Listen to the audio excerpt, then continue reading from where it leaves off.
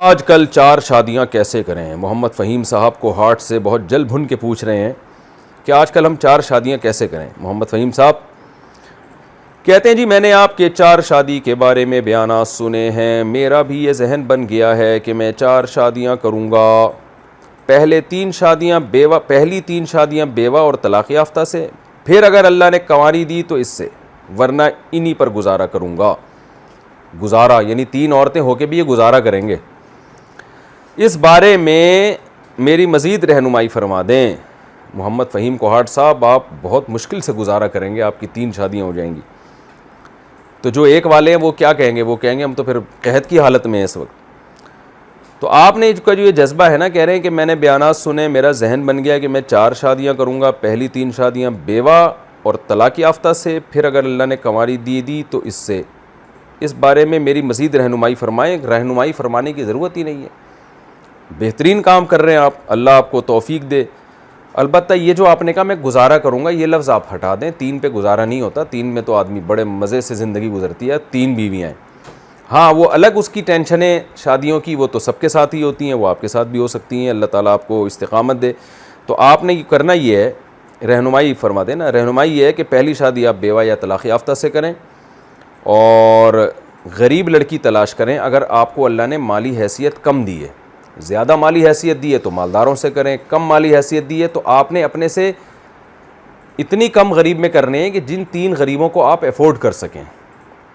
यानी ऐसा ना हो कि आपकी आमदन 50,000 हैं और आप जिस तलाक़ याफ्ते से शादी कर रहे हैं उसके अब्बा की आमदन 1 लाख थी, तो वो एक तलाक़ याफ्ता ही आपके लिए हेडिक बन जाएगी, आप उसका नान नफ़क़ा नहीं उठा सकते, फिर दूसरी करेंगे कैसे आप? तो आपने करना ये है कि अगर आपकी मंथली अर्निंग 50,000 है तो आपने शुरू से जहन ये बनाना है कि मैंने ऐसी 4 लेकर आनी है जिनके बाप की मंथली अर्निंग 10 या 15,000 रुपये, ताकि वो चारों के हुकूक आप अदा कर सकें। और क्योंकि गरीब लड़की आराम से गुजारा करेगी, मालदार आपकी इस तनख्वाह में गुजारा कर नहीं सकती। और अगर आपकी तनख्वाह 1 लाख है तो फिर आप उसी हिसाब से मयार बनाएं। और अगर आप 1 करोड़ रुपये कमाते हैं, अल्लाह करे ऐसा ही हो, हलाल कमाते हो 1 करोड़ रुपये, तो फिर आप उस हिसाब से रिश्ते तलाश करें। तो पहला पॉइंट तो ये नोट कर लें आप। नंबर 2, दूसरा काम आपने ये करना है कि ये दिमाग से निकाल दें कि तीनों या चारों को एक ही जगह आपने रखना है। क्योंकि अगर आपने तीनों या चारों या दोनों को एक ही जगह रखना है तो फिर आप अपने लिए कोई अलग घर बना लें, फिर आप वहाँ नहीं रह सकते। या फिर अपने लिए अच्छा सा कोई हेलमेट आप तैयार कर रखें। तो दूसरा काम आपने क्या करना है कि अलग अलग रखने का दिमाग में रखें। बेशक रेंट पे घर ले लें आप, गरीब लड़की कम रेंट वाले घर पे भी रहने पे आमादा हो जाती है। तीसरा काम आपने ये करना है कि तलाक़ याफ्ता या बेवा से जब आप शादी करेंगे तो सिर्फ इतना काफ़ी नहीं है कि तलाक़ याफ्ता या बेवा है तो बस ठा करके कर ली। बहुत से लोग ये कर रहे होते हैं कि बस हमने चूँकि किसी का घर बसाना है तो जो रिश्ता आ गया बस कर लेनी है हमने। ऐसा नहीं है, क्योंकि ज़ौजा के साथ बहरहाल ज़िंदगी गुजारनी होती है, मोहब्बत करनी होती है। और कुरान ने भी कहा है फ़नकिहू मा तौब लकुम, उन औरतों से निकाह करो जो तुम्हें पसंद आएँ। तो तलाक़ याफ्ता बेवा में इतना ज़रूर हो कि आप उसको एक दफ़ा देखें। अगर आपकी रग़बत उस तरफ माइल हो रही है, कुछ समझ में आ रही है तो निकाह करें। सिर्फ घर बसाने के लिए जब आदमी शादी करता है और बीवी की तरफ तबीयत माइल नहीं होती तो फिर बाद में बड़े मसाइल होते हैं, इंसान मोहब्बत नहीं दे पाता उसको। तो ये मैं ये नहीं कह रहा कि कम उम्र से करें या बहुत खूबसूरत से करें। बाज़ ये भी मुमकिन है कि कोई खातून आपसे उम्र में ज़्यादा हो लेकिन आपको वो अच्छी लगे, समझ में आए तो भी करें।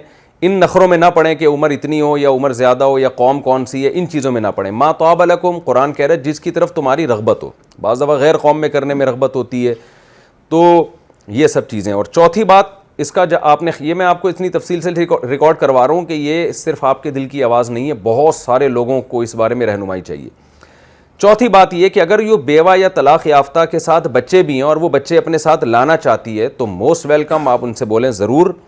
लेकिन आप उनको शुरू में एक बात बता दें कि भाई चूँकि ये बच्चे किसी और मर्द से पैदा हुए हैं, मेरे चूँकि ये सौतेले हैं, तो मैं गारंटी इस बात की बहरहाल नहीं देता कि इनसे मैं वैसी मोहब्बत करूँगा जैसी मैं अपने बच्चों से करूँगा। क्योंकि इंसान अपने आप को ऐसी चीज़ का पाबंद ना बनाए जो बाद में अफोर्ड नहीं कर सकता। ऐसे केसेस हमारे सामने आए हैं, मर्द ने जोश में आके कह दिया कि तुम बच्चे ले आओ और मैं उनसे वही टूट के मोहब्बत करूँगा जो मैं अपने बच्चों से करूँगा। बाद में हो नहीं पाती आदमी से, फिर घरों में लड़ाइयाँ होती हैं, इख्तलाफ होते हैं और तलाक़ें होती हैं। तो इसलिए पहले बता दिया जाए उनको कि भाई आपके साथ बच्चे आएंगे, आपकी कस्टडी में रहेंगे, मैं इनको आपकी गोद से छीनूंगा नहीं। तो ये भी बड़ी बात है किसी तलाक याफ्ता या बेवा के लिए कि उससे बच्चे छीने नहीं जा रहे शादी के बाद, तो रहेंगे आपकी कस्टडी में, लेकिन ये आपके बच्चे होंगे। मुझसे जितनी मोहब्बत मैं दे सका ज़रूर दूंगा, और कोशिश करें पूरी मोहब्बत दें उनको, कोशिश तो पूरी करें, लेकिन एग्रीमेंट ना करें ऐसा कोई, बाद में इसके बड़े नुकसानात होते हैं। और उनको पहले बता दिया जाए कि भाई इनका विरासत में मेरी तरफ से हिस्सा नहीं होगा और ये आपके साथ रहेंगे। बाकी आप मुझसे ये उम्मीद ना लगाइएगा कि जो मुझे अपने बच्चों से जितना लगाव मोहब्बत वो आपके भी बच्चों से उसी तरह होगा, ये मैं पहले से बता दूं कि ये नहीं होगा। यानी ये चीज़ें क्लियर कर दें, आप दिल में आप ये नियत करें कि मैं पूरी मोहब्बत दूंगा। तो इससे क्या होता है कि फिर औरत को पहले से पता होता है भाई बस मुझे इतना भी मेरे शौहर का एहसान है कि मुझे बच्चे इन्होंने लाने की इजाज़त दे दी। तो फिर आप जो है वो उसको मोहब्बत भी देने तो ज़्यादा अच्छा है। ख़र्चे के बारे में भी पहले से तय कर लें आप कि भाई ये बच्चे आप लेकर तो आ रही हो अपने साथ, तो इन पे ख़र्चा कौन करेगा। अगर आपने ख़र्चा उठाना है तो बहुत अच्छी बात है, नहीं उठाना तो पहले से क्लियर कर दें कि भाई मैं 1 रुपया भी खर्च नहीं कर सकता, मैं अफोर्ड नहीं कर सकता, तो ख़र्चा इन पे मैं नहीं करूँगा, बल्कि ख़र्चा इनके बाप से लिया जाए या इनकी विरासत से या इनके जो ददियाल है जो भी है जहाँ से लिया जाए, तो मैं जो है ख़र्चा अफोर्ड नहीं कर सकता, सिर्फ आपको बच्चे साथ लाने की इजाज़त होगी। और अगर अफोर्ड कर सकते हैं तो 100 दफ़ा आप ख़र्चा उठाएं उनका भी, ये तो बहुत बड़ी एक बहुत सवाब की बात हो जाएगी। तो ये मतलब ये है कि सारी बातें बिल्कुल 2 और 2 4 की तरह पहले क्लियर करके करें, वरना लेने के देने पड़ जाएंगे। आप घर बसाने के लिए शादी कर रहे होगे और वो घर बसने के बजाय एक दफ़ा तलाक हुई है, औरत को दोबारा भी तलाक ही होनी है फिर। तो ये ऐसा काम नहीं करना चाहिए जोश में आके, जिसके बाद में नताइज गलत साबित हों।